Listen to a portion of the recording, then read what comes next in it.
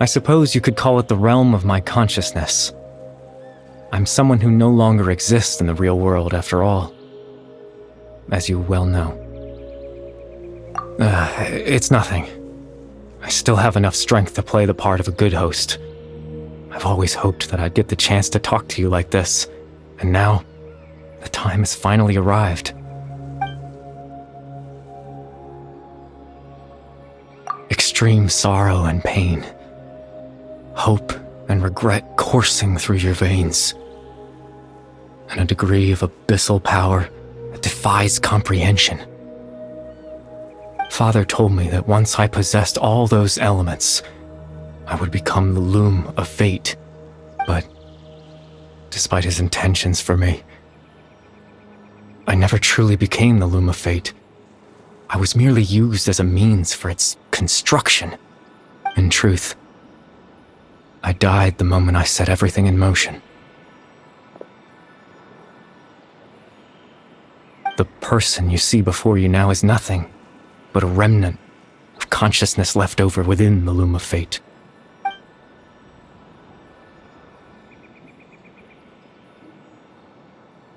As for your question, the loom of fate is a device capable of weaving ley lines. In its primitive form, it can only be used to create and implant memories. But as more of it is completed, its power becomes stronger and stronger, until finally, it has the power to weave real ley lines of its own. Once fully completed, the moment it gains the power to weave ley lines, it loses the lower-level ability to influence memories. But it also becomes a tool that can change the entire world. Yes, I have the ability to control the loom in its semi-completed form. I suppose you can think of it as a form of compensation. After all, its existence cost me my life.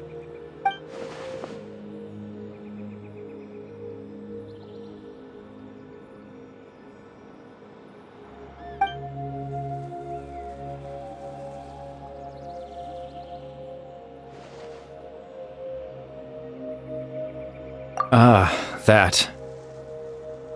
I was wrong to implant those memories. I'm sorry I caused so much trouble. Not only for everyone in the village, but for you as well.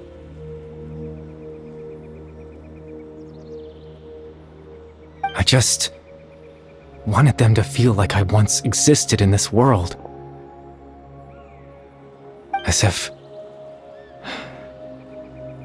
I had a chance at life.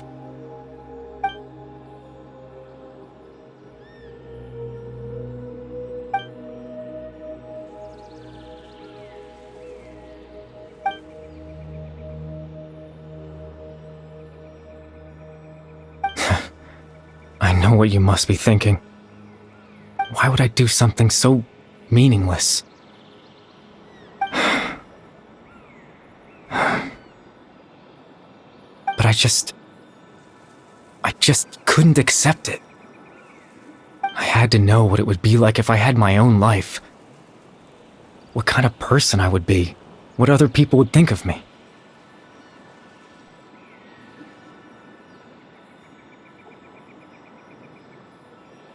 Chief Ahmadiyya, Baram, Granny Jahiyat, Atosa. What would it be like if I could live alongside them? No cataclysm, no curse. Just a quiet life in a peaceful village. I was curious, so I selfishly tried to have my own life. Even if that meant piecing together the version of myself that could have been. One memory at a time. I know it sounds stupid. After all, my life ended a long time ago.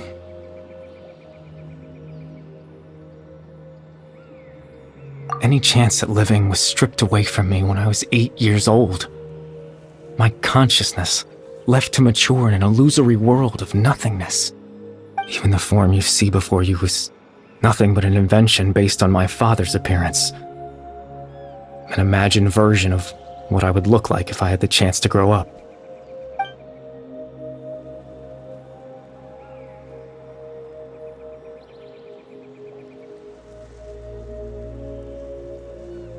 I know. But there's nothing I can do to make them find me.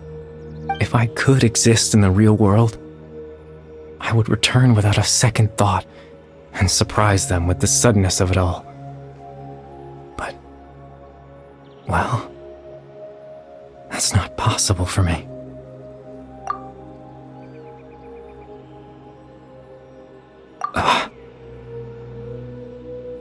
I know.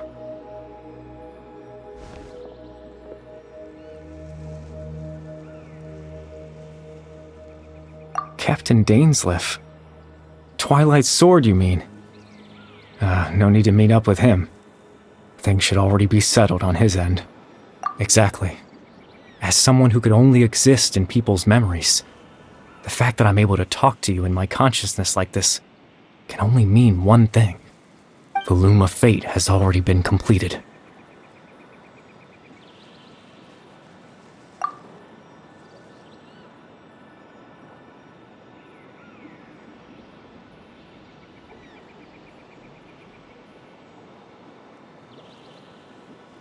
No need to worry about Captain Dainsleif. He's absolutely fine.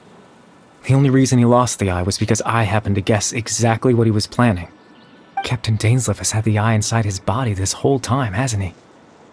His plan was to lure the Abyss Order to a false location, capitalizing on their pursuit of the eye in order to have the chance to confront the prince. He would then hand the eye to you and tell you to take it away from that location. That way, Captain Dainsleif could accomplish his own goal and ensure the safety of the eye all at once. A very thorough plan. That's right, because in his mind, he had given it to you already.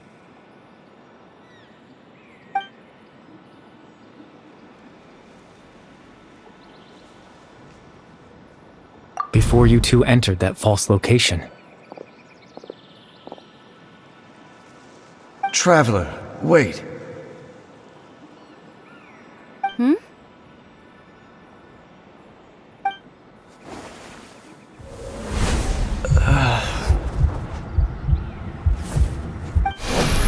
We've no time to lose.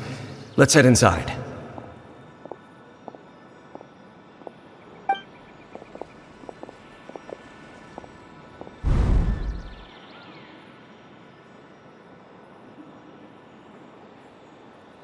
That was when I implanted the memory of him handing you the eye. Given the tense situation at that time, Captain Dainsleif failed to notice anything out of the ordinary, and took that memory to be real. I'm sorry, Traveler, but I needed the Loom of Fate to be completed. And to do that, we had to retrieve the eye.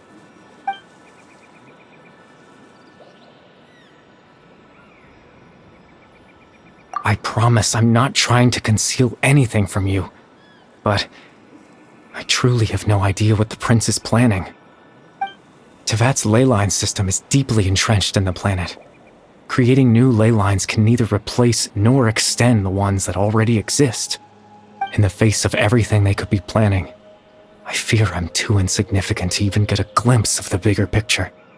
In any case, I had my own use for the Loom of Fate, And my goal, at least, has been achieved. You remember my father, don't you? Clotar Alberic. To comfort me, my father told me a story. That this was a fairy tale world where I had to take on the form of a little monster. That story managed to dispel my fears, even if just for a moment. My goal was simple: to use the Loom of Fate in its near-completed form, when its ability to create memories was at its strongest, to implant a specific memory into the minds of the Hilichurls. In that memory, I would tell them a story, just like my father did for me. It was a story of fairy tales and love. But more than anything, it was the story of us.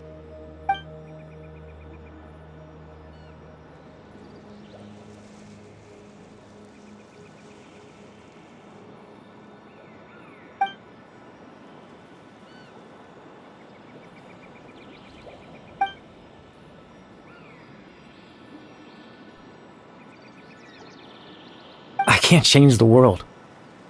Not when I lost the very right to exist within it. Implanting those memories, that was the most worthwhile thing I could offer.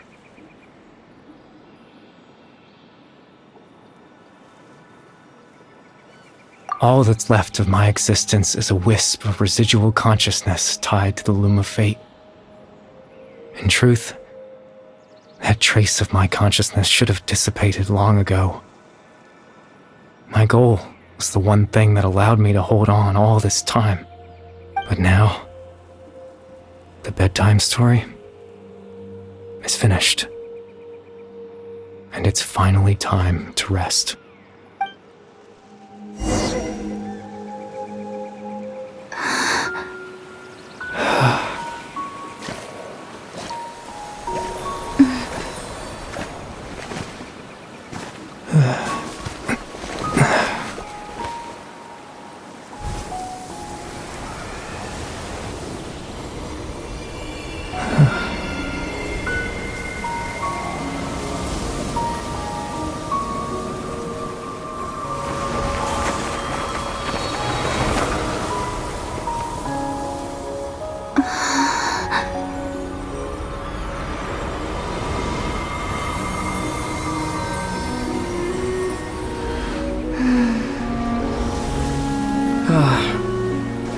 Looks like I was too late to see Kari Bear one last time.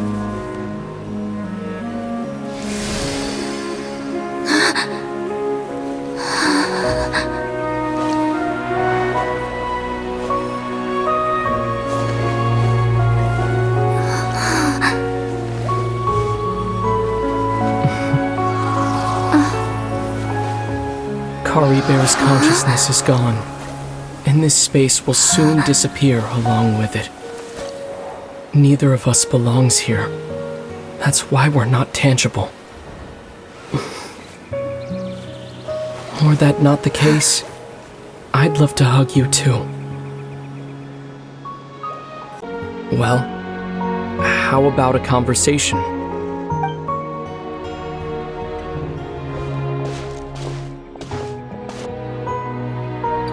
The chance to just stop and talk like this is certainly not easy to come by. Wouldn't you agree?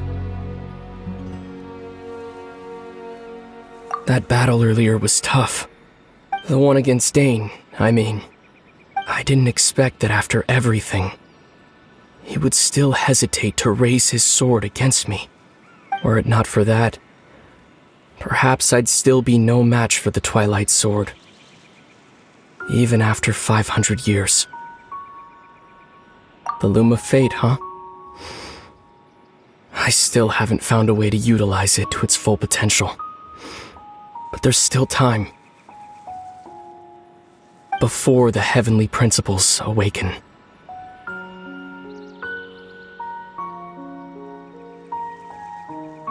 Yes, for 500 years now, Ever since the cataclysm in Conria, there's been no sign of activity. Not long ago, you witnessed the Hydro Archon destroy her divine throne, yes? Such a flagrant disregard for the rules, and still Celestia took no action. I suppose that's proof enough of the Heavenly Principles situation. However, the Heavenly Principles will awaken. We just don't know when that will be, or what might trigger it. You could say that. Just look at Kari Bear. He was so pure and single-minded. The space we now find ourselves is a perfect representation of who he was. Quiet and peaceful. Even as a hilly churl, seeing the terrible sight within the mirror wasn't enough to taint his spirit. He brought comfort to the people of this world, even though he was denied the very right to be a part of it. So ask yourself this. Who was it that deprived him of that right to exist? Of course, that's only one example. My feelings about the Heavenly Principles are too complicated to explain in just a few words.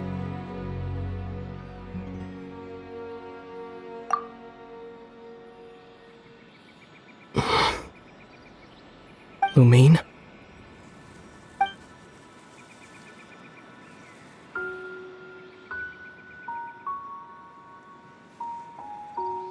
You're the only one in this world who calls me that. There's so much I wanted to ask you. But for some reason, I'm not interested in asking those questions right now. There's just one thing I have to ask. One thing I could never understand. Why? Why can't we continue our journey together?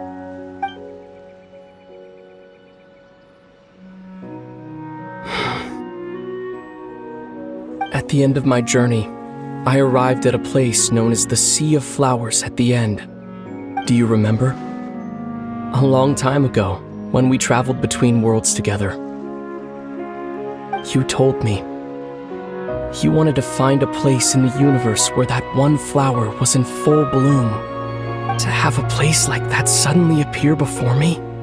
Well, would you think of that as a coincidence? You mean? I miss you too, Lumine. But as this war continues to rage, and as I continue to seek that final answer, I don't even know how to face myself sometimes. Let alone my own sister. What's going on? This space has lost its tether. I doubt it'll be able to exist much longer. In fact, aside from our ability to physically interact with each other, there's something else you should know about this space. With Kari Bear gone, we won't be able to remember anything that happened here. Everything in this space will be wiped from existence, including all memory of our reunion. You're only telling me this now?